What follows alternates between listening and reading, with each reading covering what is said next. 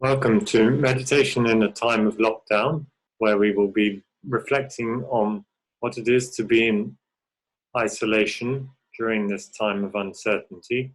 And I'll be using stories from the lives of the mystics, which I'll be taking from the online course I wrote for the World Community for Christian Meditation, The Roots of Christian Mysticism. I'll just be selecting some mystics and I'll be using pictures in order to illustrate the wisdom that they can teach us during this time. Each talk will be about 20 minutes long, and I hope to run this series over the next month or so. So I'm going to try and use pictures, so I take a moment to open up the picture share. The first mystic I'm going to be looking at is Julian of Norwich, who was a 14th century hermit. She was an anchoress. An anchoress is similar to the situation we are in now, in that she was enclosed in a small space, a room, an apartment, and she wasn't able to go out. That was her choice as a religious vocation. It was part of the movement in the later Middle Ages, where the cities were growing up, and so people who wanted to live hermit lives no longer felt they could go to the country, but wanted to stay in the city where they could be an inspiration to others. And people could visit them, but not go into their hermitage. They would speak to them through windows. So these two pictures on the left, we have a medieval picture of a bishop blessing an anchoress as she takes up her abode in her hermitage. There was a whole rite of the initiation of anchoresses. On the right, we have a more recent picture of Julian. We know it's Julian because underneath we have a famous saying, "All will be well." And she was living at a time of uncertainty during the 14th century, as we'll see. So this is a greater inspiration to us. And here she is in her hermitage with her window, where she can partially see out and people can speak to her, but she wasn't able to go out. These are icons painted of Julian of Norwich, and you'll see that in them the common thing seems to be that she has a cat. This seems to be because the rule that she followed, they depict her as a nun here, but Julian wasn't really a nun. As an anchoress, she was following something called the anchorite rule, which was a rule for hermits living in small apartments where they were not able to have visitors, but they were able to have a pet, normally a cat. So the anchoress rule allowed for a cat. So these icons, most of them show her with her cat and also with her writing, because she was a writer. This is a picture of the hermitage where she lived. This area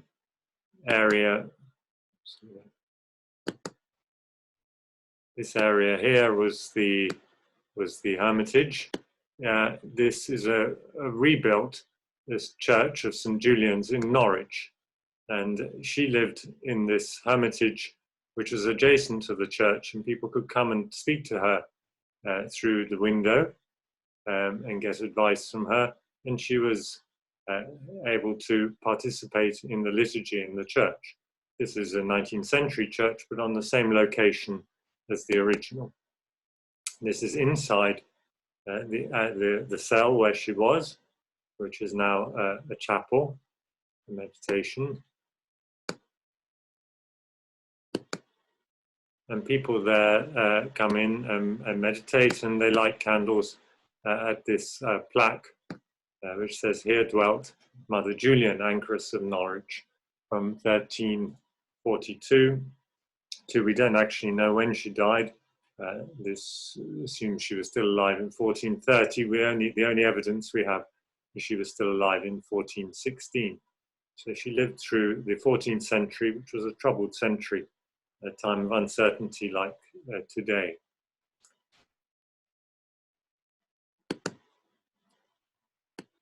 This is a map showing where Norwich is. It was on the northeast coast of England, in East Anglia. Norwich is one of the big cities of medieval England, a trading port where all the ports along the coast trading with mainland Europe, business would come through to Norwich.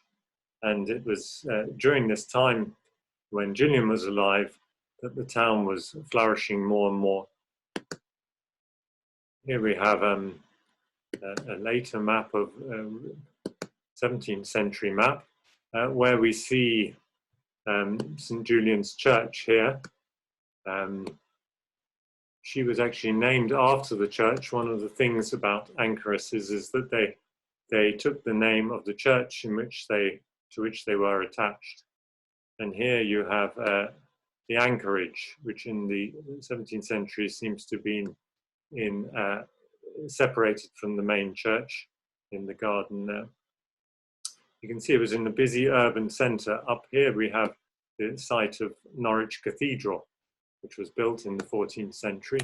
And here you have municipal buildings and important abbatial buildings for the people, the monks who lived at the cathedral.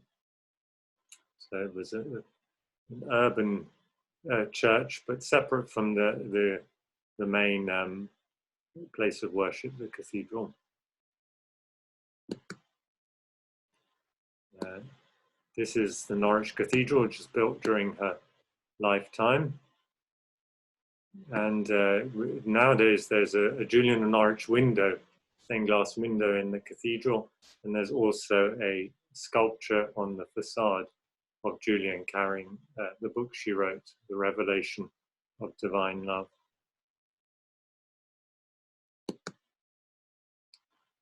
This is the sculpture on the facade.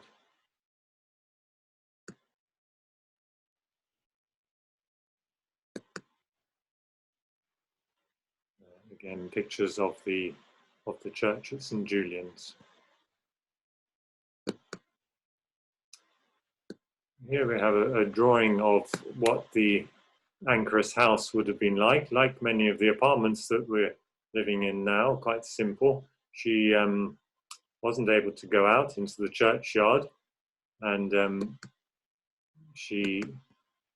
but she could receive, she had various windows. She had one window here on the inside of the building looking into the church. They called the church window, where she was able to look towards the altar and participate in the liturgy, somewhat virtually, like we're having to do at the moment.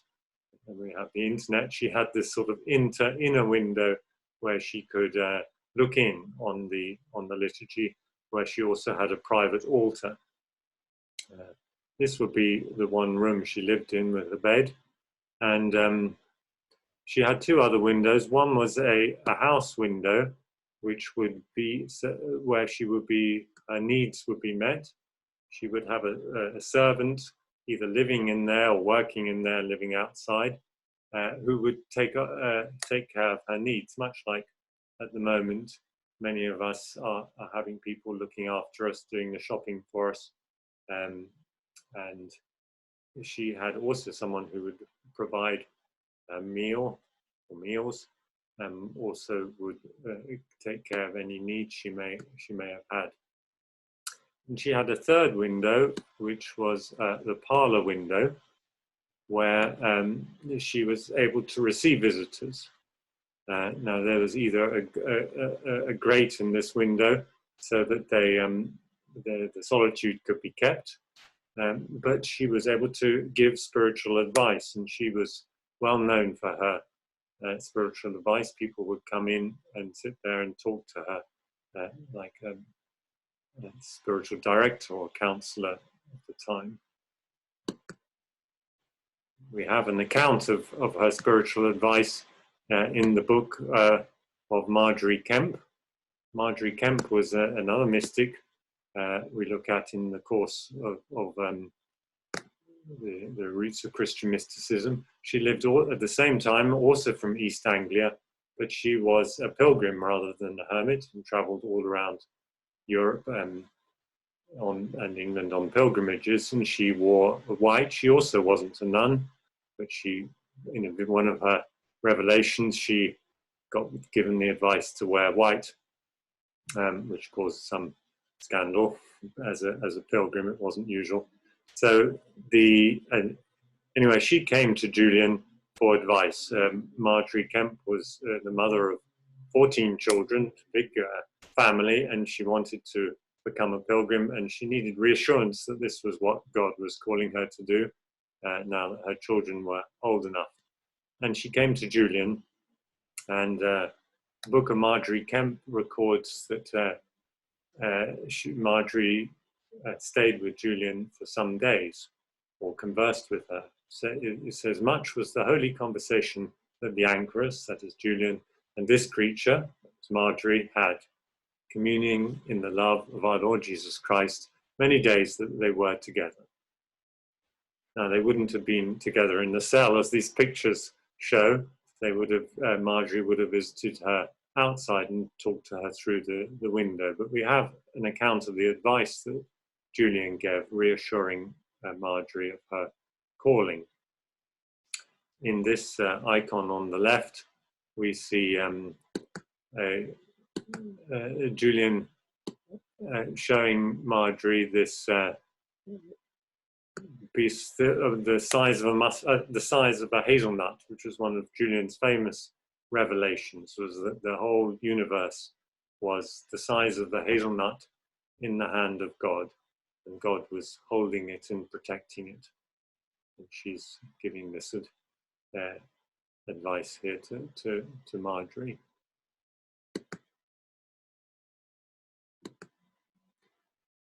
It was in this cell that Julian wrote her famous book, The Revelations of Divine Love. There are two versions, one which we'll be looking at in the following talks. The first one is the account of the revelation she received during an illness. The second has those revelations, but also has a theological reflection on the meaning of them.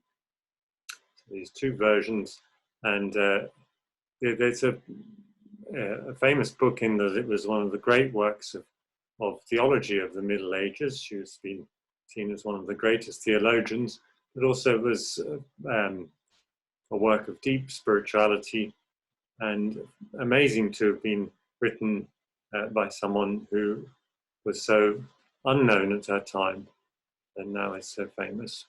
Here we have a picture of a little dog. In this picture, Julian has it's not just a cat, but a little dog she's allowed to have with her. This is just a little timeline to give a sense of her life during a time of great uncertainty. She was born in 1342, and she lived through the Great Plagues, the Black Death,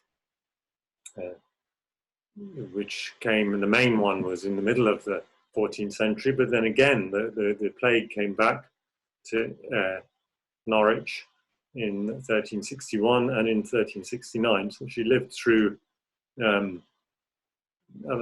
these like we're living through at the moment, but in those days they were even more severe. We didn't have the medical facilities we have now. She was already a writer in 1368. We have some selections of her writing survive in a manuscript dating from that time.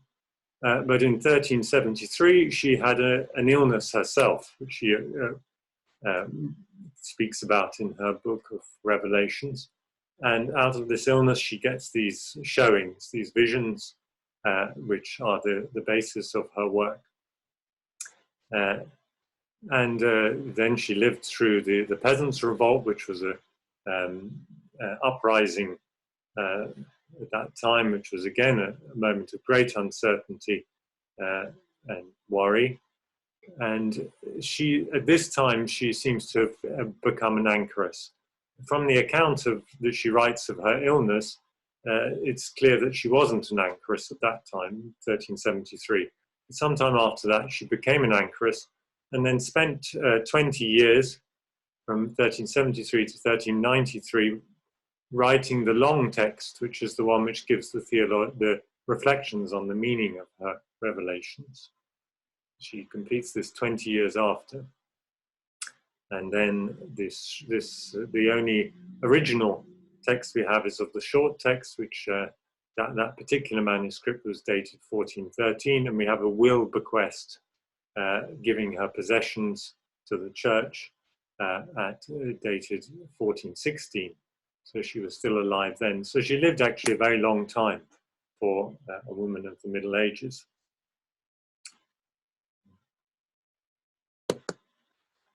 This is the original manuscript we have of the first book, the short text, and it's written in Middle English, which is the language, for example, Chaucer. She lived at the same time as Chaucer, and this is a readable English, but quite different from the modern version.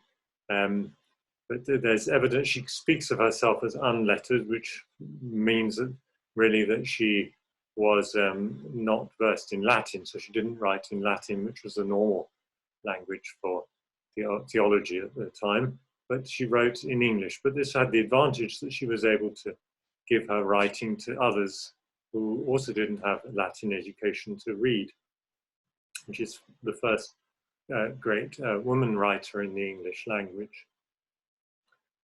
There's an introduction here to the text saying this is a vision shown by the goodness of God to a devout woman, and the name is Julian, who is a recluse in Norwich, who is still alive, AD 1413, in which you will find many comforting words and great moving inspiration for all who desire to be Christ's lovers.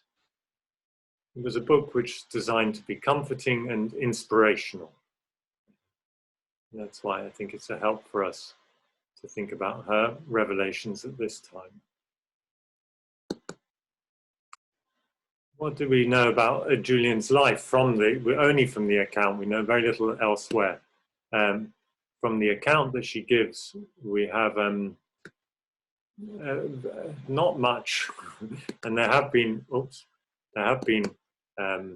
reflections on to what she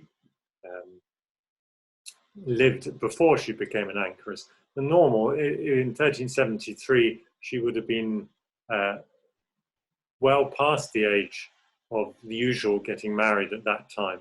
So the one notion is that she did get married and that she had a family and raised that family, and then the family died during one of these plagues. A third of the population of Norwich died during that time. So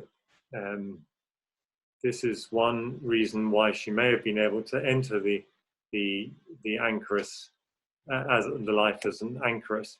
And certainly in her revelation, she speaks of motherhood and being the meaning of motherhood. So this is one way we can understand Julian's journey towards the anchoress life. The other way, which some argue, is that she was brought up, that she may have been an orphan due to one of the early plagues, and brought up in the cloister with the nuns at the nearby Benedictine convent of Carrow. And certainly she seems to have had a good education, not as with a Latin, but a theological education. And it does seem that she would have needed to have spent time in a place like this to have got such education, the convent of Carrow in Norwich.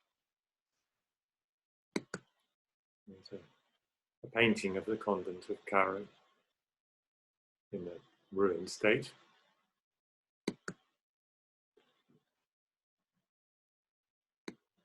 So the book she wrote is called A Revelation of Divine Love, but actually the Middle English the word is a showing of love. So the book was a showing of love, and that's why I think it is inspirational to us today, because this time of uncertainty that Julian lived through and that we are living through now is difficult, but it can also be a time when we learn to see the priorities of life and the priority of love as being the most important thing in our lives.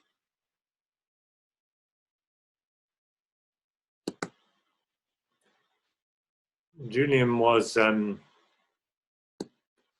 someone who was part of the medieval culture in the 14th century because of the suffering they went through during that time with these illnesses and these wars. There was the 100 Years' War between France and England, and these revolts of social upheaval. They had a great sense of being close to the suffering of Christ. Most of the art from that time shows an emphasis on the suffering of Christ. And Julian was part of that world. This painting here by Matthias Grunewald shows Our Lady and St. John and Mary Magdalene at the foot of the cross. And many of the meditations in the 14th century have that emphasis to be at the foot of the cross, contemplating the sufferings of Christ, because in the sufferings of Christ, they saw depicted the sufferings of the world around them. And Julian, in her book, says that this was the spirituality she was raised in and which she felt at home. She said that she desired a bodily sight. She wanted to actually feel like what it would be like to be there and to have more knowledge of the bodily pains of our Saviour, very physical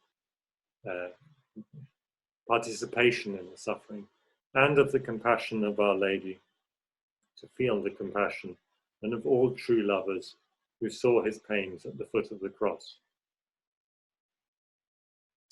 Some of the art of that time is very graphic and quite disturbing in its graphic depiction of the suffering. This is the great altarpiece, the full altarpiece by Matthias Grunewald, which was actually painted for a leprosy hospital, and the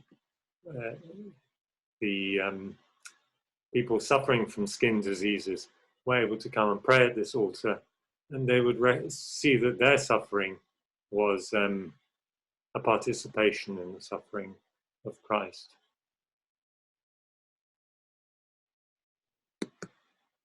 You see some of the graphic depictions of Christ's wounds and even the discoloration of the skin, which would have been part of the illness of the Black Death and also of leprosy. So it was out of this suffering that Julian, that was her spirituality. And one day, in 1373, she actually became very ill herself. It seems from the account that she had a sort of paralysis. Her body went into a paralysis. And she was already 30.5 years old, she says. God sent me a bodily sickness in which I lay for 3 days and 3 nights. This is, again, like a participation in the sufferings of Christ. The 3 days of the transition from the crucifixion to the resurrection. And Julian also gives the account of her illnesses being transformed into a showing of love. On the 4th night, she receives all the rites. And this is in the account, this is where we learn that she was not an anchoress nor a nun, actually, at that time, because it says that certainly not an anchoress, because it says that her mother visited her. It says various children visited her. The parish priest came and gave her the last rites. All this wouldn't be possible as an anchoress. She would have been in strict self-isolation. So at that time, she wasn't. But she expected to be dying It was a very severe illness. She lasted through the night. She says, I endured it until the day, and by then my body was dead to all sensation from the waist down, and my eyes were looking fixedly upwards into heaven, where I trusted that I was going. So she was looking up to heaven, feeling that this was the end of her life. She was preparing to go. And then she says what happened is that the parson, the parish priest, put a cross before her face and said, Daughter, I have brought you the image of our Saviour. Look upon it and be comforted. And she records how she had a slight resistance to looking at this crucifix which was put in front of her face, because she was looking up into heaven to where she was hoping to go. And then suddenly she was asked to, but she did, and she then felt comforted by this. She realized that Christ was her heaven, so to go to Christ would be to go to heaven. But it was in this looking at the cross that she starts to see her revelations. Now these are visions, which are again seem very strange to the modern mind because they're rather graphic, but they start on the sufferings of Christ, but then move gradually towards the resurrection. They are visions of Christ actually suffering. Then I suddenly saw the red blood trickling down from under the crown of thorns, hot and fresh and very plentiful, as though it were the moment of his passion, when the crown of thorns was thrust onto his blessed head. She sees the crown of thorns and the actual blood running down the face. Now that would be a normal, rather very realistic vision from the spirituality of her time, which was centered on the passion of Christ. But then immediately her visions are unique and different from many at the time, because they move from this very physical experience into a mystical awareness of the nature of God. So in the same showing, in that same one as the physical sufferings of Christ, suddenly she sees the Trinity filling her heart with the greatest joy. So in the suffering is this incredible joy. And where Jesus appears, the Blessed Trinity is understood, as I see it. So she sees a vision of the Trinity. And it is this particular combining of the very physical spirituality with a very mystical spirituality that is the hallmark of Julian. So I think we're going to stop there for this talk, because we're going to go on to look at the more details of the revelation, and then also the meaning that she brought out of the meditation. So I just wanted to introduce her life and a little taste of the spirituality. And it can seem as if she's someone from another era, but there are parallels with the situation we're going through now. She lived through these times of plague, these times of upheaval where people were very uncertain about the future. She chose to live in self-isolation, and she chose that in order to help others, as we who are in isolation are doing it to not cause any trouble to others, and also to being able to still communicate to others, but in new ways. So we're discovering that we can share our concern and love for others, even when we are in lockdown. And Julian was exactly that she was able to console and guide people from her cell. And she was able to write And she wrote these revelations which she received, which were written as a comfort and an inspiration. So the next talk which on this series will look at those revelations and the comfort and the inspiration that can be drawn from them, which she gives us. So thank you very much, and I will be speaking to you again soon.